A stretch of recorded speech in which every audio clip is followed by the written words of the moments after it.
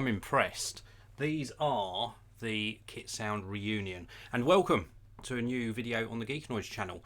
I've got a review for you today of some powered bookshelf or studio type speakers. These are from Kitsound, and these are their Reunion powered speakers. Very, very nice looking. I'll give you a closer look at them in a short while. Just to let you know, Kitsound did send these out free of charge to the channel to make this video possible. I'll be telling you the good and the bad about these. But for the most part, it's very good. Really impressed. Now, before I talk to you about the speakers, this is a live broadcast, so thank you to everyone who's tuned in live. First person in the live chat is Anthony Graham. Thanks very much, Anthony. Good morning to you. If you're watching this after the live broadcast, you can, of course, use the regular comment section below. If you're in the live broadcast, you can use the live chat and communicate with me during this video. If you're new as well, don't forget to hit that subscribe button and the notification bell so you don't miss out on my future videos. So back to the Kitsound Reunion. Let me show you the box first of all. This is what the retail box looks like. They do really good packaging, Kitsound. It says here we got an auto awake feature. Works with the Echo Dot and the Google Cast products. We've also got bass and treble controls. They're on the back of the speaker. I'll show you those in a short while. 40 watts total output on these, plus a remote control. Works wired or wireless, because these are Bluetooth, but you've got some inputs in the back as well. Very, very good as well. 2 4-inch drivers and 2 1-inch drivers on these. Really good response rate as well, or response frequencies. They go nice and low. The bass that you heard during the intro to this video, really very impressive. They go very low indeed. I was really impressed with. I just didn't expect that. Didn't expect that at all. So let's have a look what else you got inside the box. You get a little pamphlet like instruction manual to get you up and running, but it's all pretty self-explanatory. You get these 2 cables, but also an additional one, which I'll show you in a while. I'm using that to connect the speakers. You get an auxiliary cable, 3.5mm to 3.5mm. You also get this for connecting an audio device, or perhaps you want to connect your computer or some sort of stereo device. This goes into another input in the back of the speakers. You also get a cable for connecting the 2 speakers together, because one's powered and one is passive. So one has got all the amplifier in and all the sort of gubbins, the electronics, power supply, and the other one is a passive speaker. You also get a really nice little remote control. I really do like this. I think this is very, very good quality. That is awesome little remote control. And this allows you to actually do volume up and down, track skipping, muting, bass treble frequencies as well. Also pairing, resetting and switching between the modes. You've got direct access to the Bluetooth, the auxiliary and the RCA inputs. Now the auxiliary would use the supplied 3.5mm cable. The RCA would use the RCA phono-type cable plugs. Now I'll talk to you a little bit about my opinion of the audio quality in a short while. Before I do so, I will just note you've got a blue light here because we were connected via Bluetooth. I just want to turn these off just temporarily. There's a power switch on the back and unplug. So you get a power cable included, 3-pin UK plug because we are in the UK.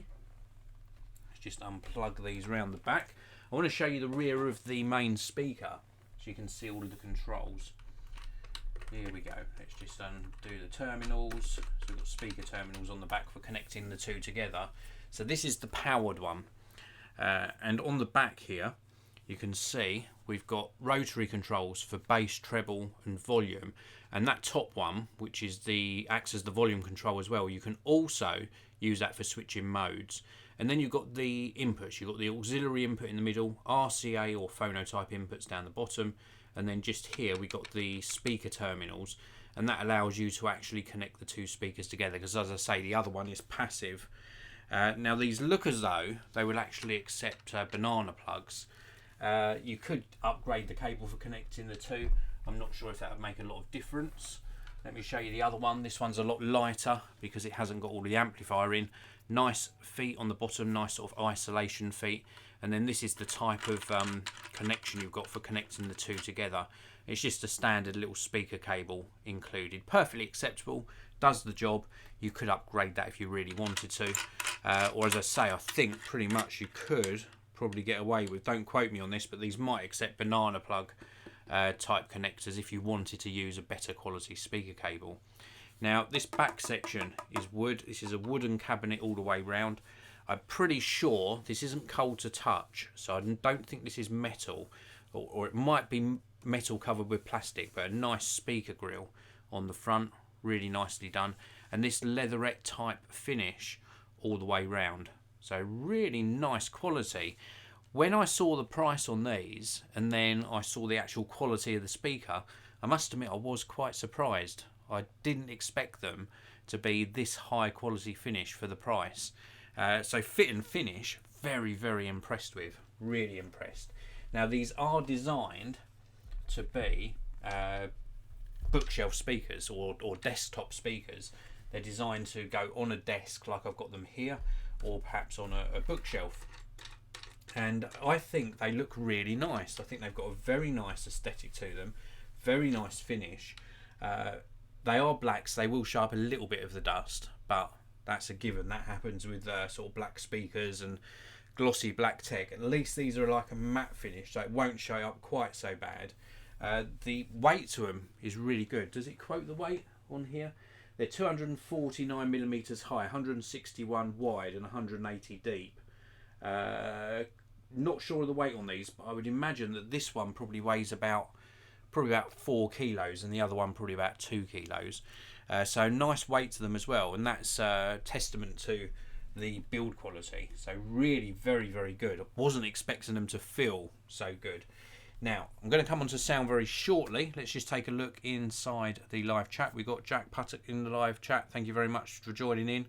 Anthony saying, just got my wife some Bluetooth Sport headphones from Kitsound. Awesome products for the price. Totally agree. And he's certainly looking into the 4K camera I featured yesterday.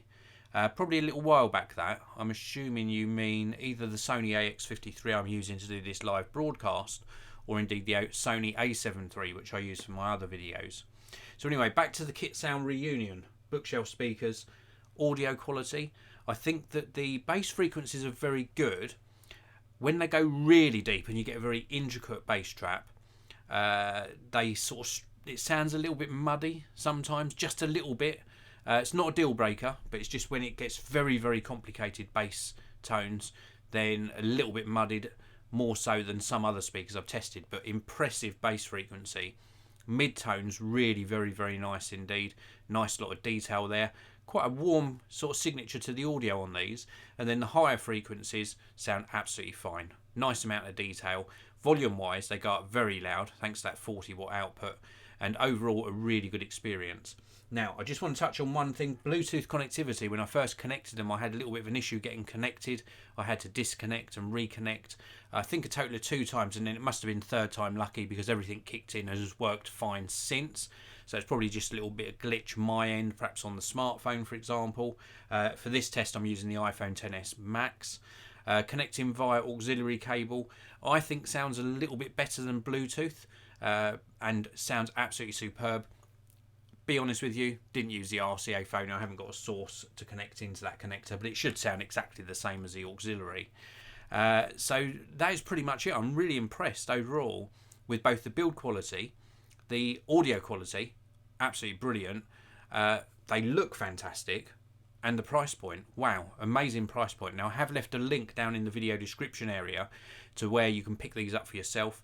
They are affiliate links, so I get a little bit of kickback, a little bit of commission. They don't cost you a penny extra. I've also left a link to the Kitsound website where you can check out these speakers, their other speakers, and their range of headphones and other gear that they do. They make really good quality products, so please do check out their website as well. Before I close out this particular broadcast, we've got BMW 2017 in the live chat. Thank you very much for tuning in. Finally got you live. I really do appreciate you tuning in live.